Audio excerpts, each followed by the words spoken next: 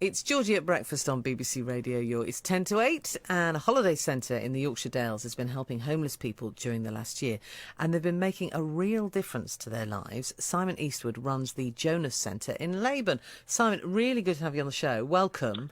Good morning, Georgie. Thank you for having me on. Pleasure. Tell us what you would normally be doing at the Jonas Centre. Well, for the last year, we'd normally be having groups, walking groups, schools, churches, all sorts of groups coming to stay in the Dales. But obviously, Boris closed us down last March. But we linked up with the local council and said, look, we've got log cabins here. They're empty because we've been closed. How can we support you? And for the last year, we've helped about 11 people who found themselves without a home. And they've been using our cabins as a base until alternative accommodation has been found for them. Goodness me. And how on earth did you find these people? What was the procedure to get them housed and to look after them? Well, as a charity, we've always been there for needy people that need to get away. And we have worked with Richmondshire Council in the past when they've rung me and said, look, can you help someone for a couple of days? And I really picked the phone up to them and said, look, we're here. Don't forget we're here. And obviously staff changed, and they'd just been told by the government that they had a responsibility to get those without a home off the streets. So it was just joined up thinking. And we had our first visitor arrive on Good Friday last year. Some have stayed for a month. One guy has actually been with us a year. And I'm glad to say he's moving into some new accommodation this week, which is amazing. But they've all all different stories, all different needs. Some have lost their homes because they've been linked to jobs. Others, it's maybe relationship breakdown, getting behind with the rent because of COVID, and it's just given them a safe, warm place to refocus. What kind of a difference has that made for people who ordinarily would be out on the streets in the cold? And in the last year that we've had, I mean, it just would be desperate, wouldn't it?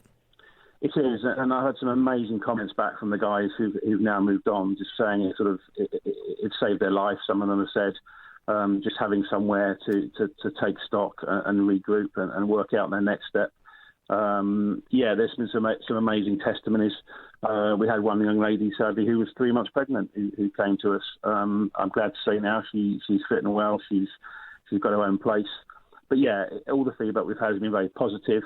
And because of our partnership with the council, and we work with estate agents in trying to find accommodation, it's a good positive story. Goodness me! And how long will you keep doing this work? Will it come to an end soon? Well, I think because we're reopening on the 12th of April, there was always that balance of how long can we keep this going. But I think we've always been there as a resource, and I've said to the council that if they are stuck and we've got cabins available, then someone can have some temporary accommodation until such time as they find themselves on their feet. We've done it before on a very ad hoc basis. The last year has been very formalised.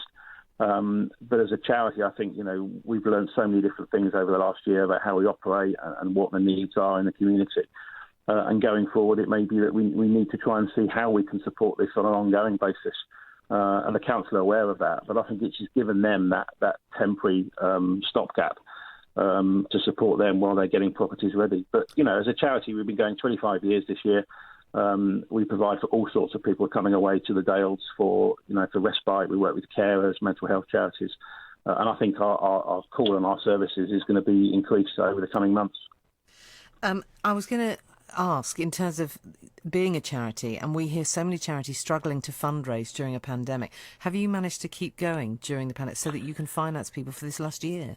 Yeah, we've been very blessed. When it was announced last March, our financial situation looked like we were going to close in May of last year because our cash flow, that said, that we would come to an end in May. We've got a massive a bunch of supporters who raised over £40,000 in our Lifeline appeal.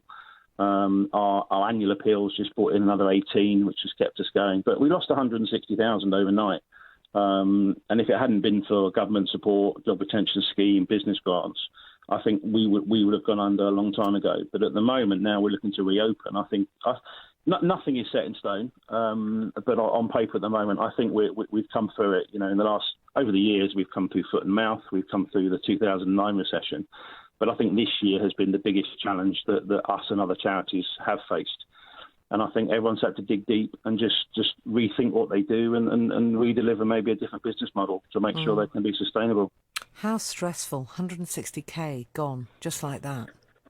Yeah, It was, and having worked there for 18 years and just saw everything I put into it potentially disappearing. It was soul destroying, and I'm not ashamed to say I wept, because it was, and a lot of people I'm sure have shed tears in the last year about this.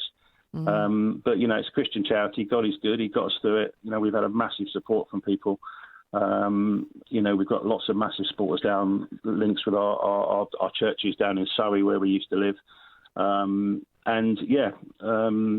still there. We're hanging on, but we're not hanging on by our fingernails. We're hanging on with two hands.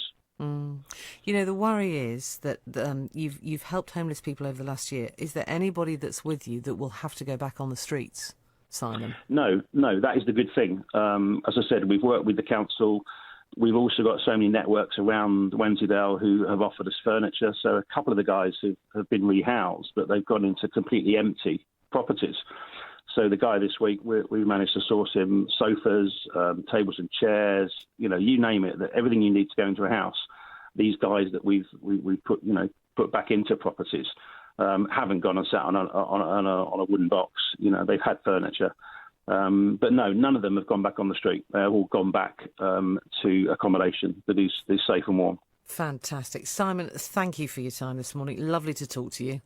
No, thank you, Georgie. Thanks for having me on, and to say Happy Easter to everyone listening. Yeah, lovely. Simon Eastwood, who runs the Jonas Centre in Laban, they really have made a huge difference. Together we can make a difference.